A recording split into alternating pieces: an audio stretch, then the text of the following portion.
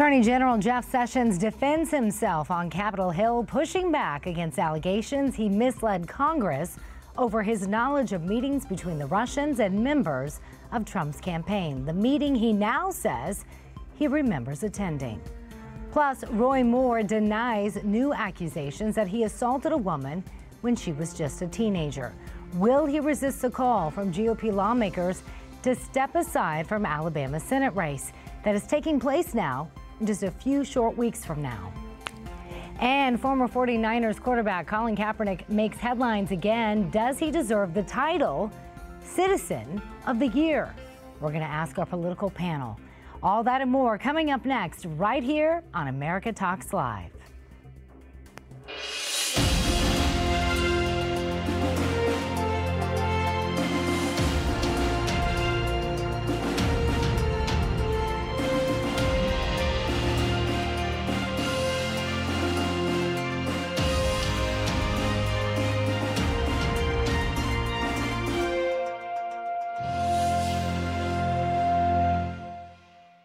And welcome to this Tuesday edition of America Talks Live. I'm your host, Miranda Kahn. Attorney General Jeff Sessions is on Capitol Hill today. He's defending himself against allegations that he misled Congress over his knowledge of communications between the Russians and members of Trump's campaign. Sessions told Congress he remembers a meeting that came under new scrutiny as part of Robert Mueller's special counsel probe. He says he did attend a meeting with former Trump campaign advisor George Papadopoulos. Now, according to court documents, Papadopoulos said that he could use his Russian connections to set up a meeting between then-candidate Trump and Vladimir Putin. But Sessions says he remembers pushing back against Papadopoulos' suggestion. I believe that I wanted to make clear to him that he was not authorized to represent the campaign with the Russian government or any other foreign government for that matter. Papadopoulos was reportedly arrested back in July. He's now pled guilty to lying to the FBI. Meanwhile, a second special counsel could be on the horizon. The Washington Post reports that Sessions could be looking to appoint a special counsel to investigate Hillary Clinton. According to a letter cited by the Post, the House Judiciary Chairman wants a DOJ to investigate how the FBI handled her email case.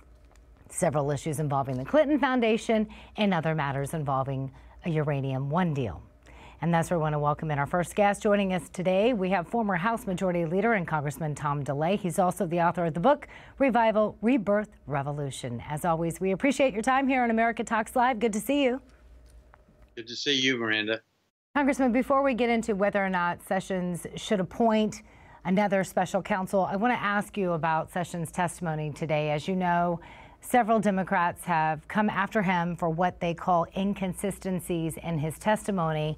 Do you think his recollection of this meeting with Papadopoulos today is inconsistent with past testimony from the Attorney General? Well, I think it is a changed story. I don't think it's inconsistent. He's trying to remember all these kinds of meetings. I think he's handling himself fairly well against a barrage of just disgusting questions and attitudes coming from the Democrat side. He's starting. These meetings are starting to come up. Papadopoulos is not a Russian, so when he was asked the question, "Have you met with Russians?" and he said no, then he's right. Papadopoulos, now that we find out that Papadopoulos wanted to put Trump and Putin together, I don't know. I wasn't in that meeting, but I suspect what was going on was Trump was trying to increase his bona fides on foreign policy and was considering going overseas. There's always the obligatory travel to Israel, for instance, by presidential candidates. So that may be part of it. I don't know. I'm just speculating. But the point is that this whole Russian collusion thing is ongoing. It's cost millions upon millions of dollars, and not one shred of evidence that there's any collusion. So to be honest with you, I don't pay a whole lot of attention anymore. I didn't watch that part of the hearing. Well, let me ask you this, talking about money and investigations, do you think the DOJ should appoint a special counsel then to investigate deals that took place during the Obama administration and how are Republicans likely to respond if that doesn't happen?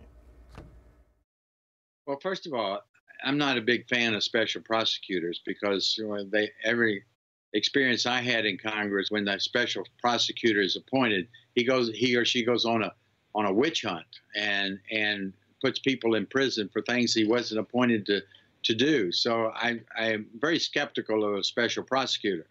Having said that, however, in order to keep politics of a Trump Department of Justice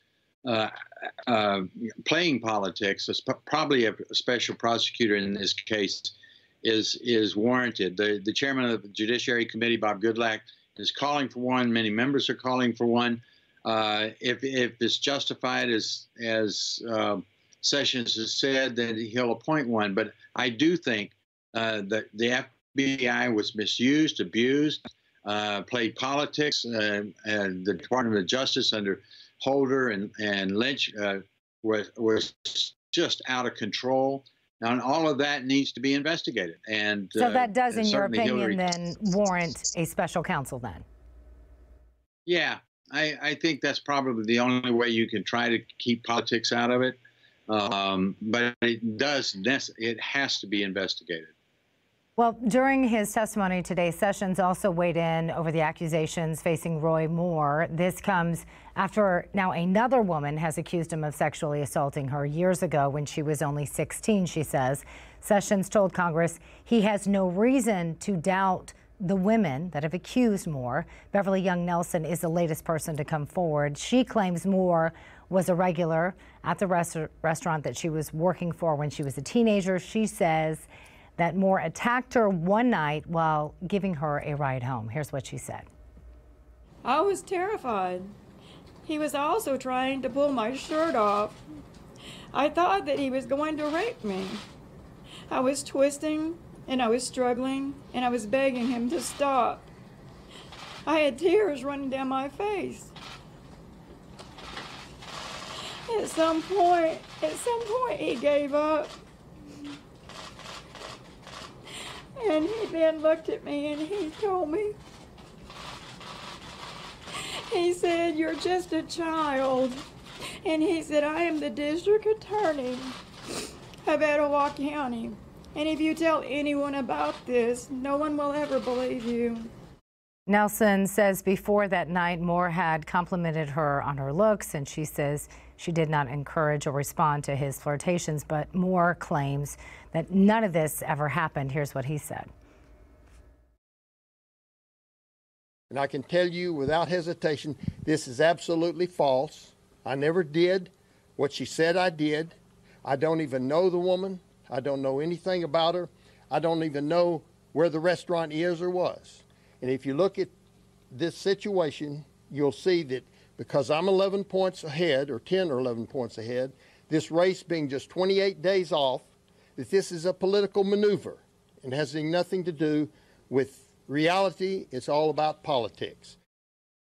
Of course, this latest accusation comes after the Washington Post reported last week that Moore groped a 14-year-old girl nearly 4 decades ago. Moore has denied all the allegations, but that isn't stopping some members of Congress from speaking out. Today, House Speaker Paul Ryan called on Moore to step aside, joining a similar call from the Senate Majority Leader. Here's what he said. Number one, these allegations are credible. Number two, he should, if he cares about the values and the people he claims to care about, then he should step aside.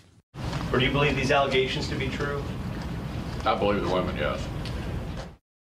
And a new poll shows the overwhelming majority, 60% of Americans agree with House Speaker Paul Ryan and Senate Majority Leader Mitch McConnell. According to the latest Politico and Morning Consult poll, only 16% say that he should keep his campaign going.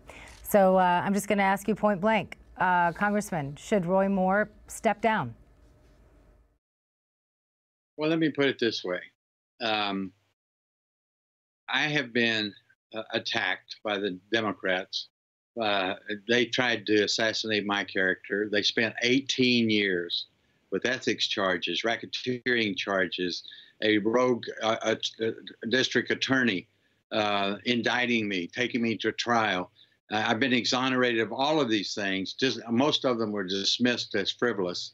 So I spent 18 years under these kinds of attacks, so I have a little bit different look at this situation. You have a much different perspective, and I think that's critical because your conviction was overturned by an appellate court. That's exactly right. I've been exonerated, but you have to go through it. I had to raise $12 million to defend myself over those 18 years, and your family's destroyed. And I'm not whining. The point I'm trying to say here is it's up to the people of Alabama, not to Paul Ryan, not to McConnell. It's up to the people of Alabama. Roy Moore has every right to stand up and defend himself if he did not do this. Certainly, the women should be held to a high standard, and should not be attacked. But this needs to play out, and especially Roy Moore has this election as the only way that he can save his reputation and stave off any character assassination. So my advice to all these people that are not from Alabama is, yeah, you can comment on it and you have an opinion about it, but let the people of Alabama decide, and they will decide. I've always put faith in the electorate. They seem to get to the truth. And let's see what the people of Alabama do. I want to ask you that because I was going to ask you what personally happened to you, because I do think you have a different perspective on this matter.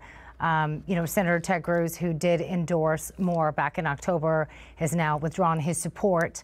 And he basically said that that Moore should face criminal prosecution if the multiple allegations against him are true. But again, these haven't been proven true beyond a reasonable doubt. I thought in our justice system, everybody was presumed innocent until proven guilty. So if you're in Moore's position, what advice would you give him? If he really believes he's innocent, what should he do?